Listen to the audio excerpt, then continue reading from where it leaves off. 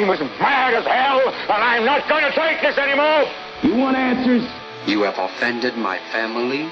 I think I'm entitled. You want answers? I want the truth. And you have offended a Shaolin temple. You can't handle the truth. Surely you can't be serious. I am serious. And don't call me Shirley.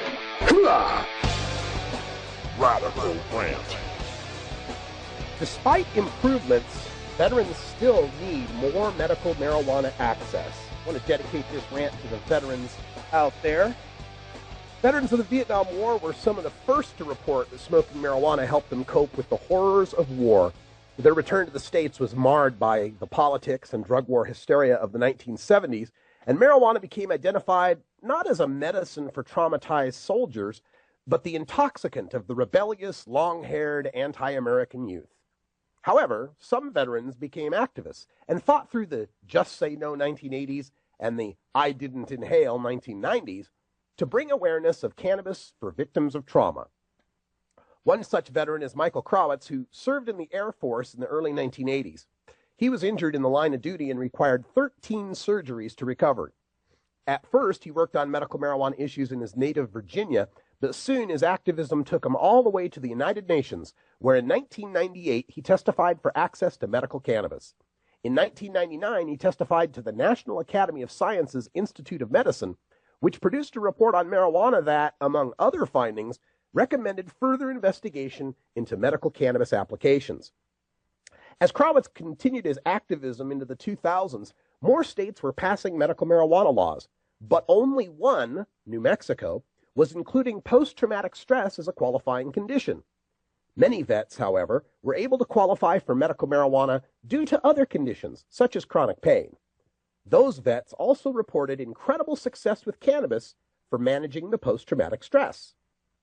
That benefit of medical cannabis may be more than just a treatment. It may be a cure for post-traumatic stress. An associate professor of psychiatry at Yale University, R. Andrew Sewell, believes that the use of cannabis can help the brain form new patterns of thinking to replace old terrifying patterns suffered by victims of trauma. He explains that the best treatment for post-traumatic stress is exposure therapy, where victims recount their traumatic episodes verbally and in writing over a 12-week course until the memories are no longer overwhelming. But for some, the memories are too strong. Sewell thinks this may hinge on defects in trauma sufferers' CB1 cannabinoid receptor, and studies on mice and apes have shown stimulating the CB1 receptor with the THC from cannabis helps them recover from trauma. Thus, adding a medical cannabis treatment to the exposure therapy improves the success of that therapy. Sewell said, quote, "It's not like they'd have to keep taking cannabis the rest of their life. We're talking about a cure," end quote. While veterans using marijuana in most states are criminals under state law, these few states with medical marijuana laws protected veterans for their use. Unfortunately for them, the federal government still considered them criminals if they used cannabis. Most veterans require medical care from the Veterans Administration or VA hospitals. In certain cases where a veteran requires opioid painkillers like OxyContin or Percocet, the VA requires the vet to sign a pain contract. There is a problem with the diversion of narcotic prescriptions to the black market, and these pain contracts require vets to submit urine screens to verify that they have been taking their meds, among other requirements. But since the VA is a federal agency, cannabis is not a medicine to them, and when they were finding cannabis in the urine screens, they would consider that a pain contract violation and deny the veteran their painkillers. Essentially, vets were given a choice: painkillers or pot. That didn't sit well with Krawitz and the veteran community. A veteran should not have to choose between the best drugs for his pain and the best drug for his post-traumatic stress. Krawitz began lobbying the Veterans Administration to ease the pain contract rules, at least for the veterans in the states that had legalized medical cannabis access. During his fight, Krawitz found other veterans and allies in the medical cannabis community and formed Veterans for Medical Cannabis Access in 2007.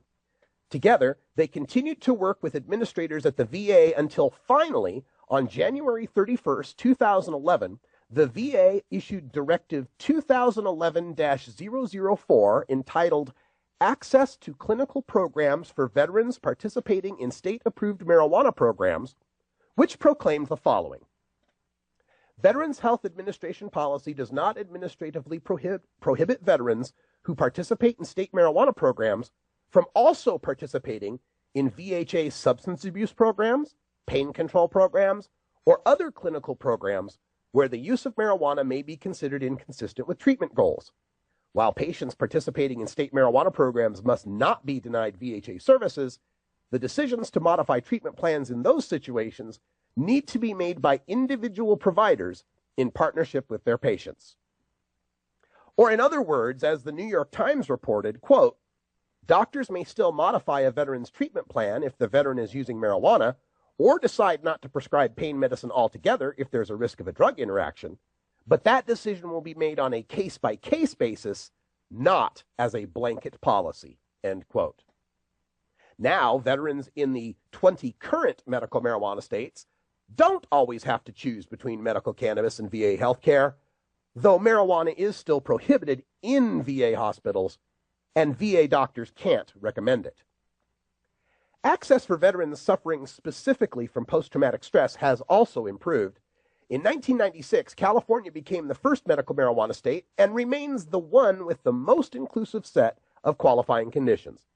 A doctor can recommend cannabis for any condition he or she believes it will alleviate, including post-traumatic stress. As other states followed, they resisted California's any condition language and instituted very specific lists of conditions. In trying to prevent people who would fake it to get a medical marijuana card, these states refused to add conditions like anxiety, depression, or post-traumatic stress that require a subjective judgment of illness. Not until 2007 did New Mexico pass a medical marijuana law including post-traumatic stress. But since the VA directive, and along with growing public awareness of returning veterans and their tribulations, 3 more states, Delaware in 2011 and Maine and Oregon in 2013, have amended their medical marijuana laws or passed new ones that recognize post-traumatic stress as a qualifying condition. And, of course, Washington State and Colorado have gone a step further by legalizing marijuana possession and use in 2012 for all adults, regardless of medical condition, providing the best access of all. While these are positive developments, Krawitz and VMCA won't be satisfied until every vet in every state has access to the cannabis that can improve their mental and physical health. There are still 30 states where a veteran with cannabis is just a criminal pothead. There are still 13 medical marijuana states where a veteran cannot qualify with post-traumatic stress for medical cannabis or use legalized recreational cannabis. There are also many other hurdles to clear for veterans seeking medical cannabis.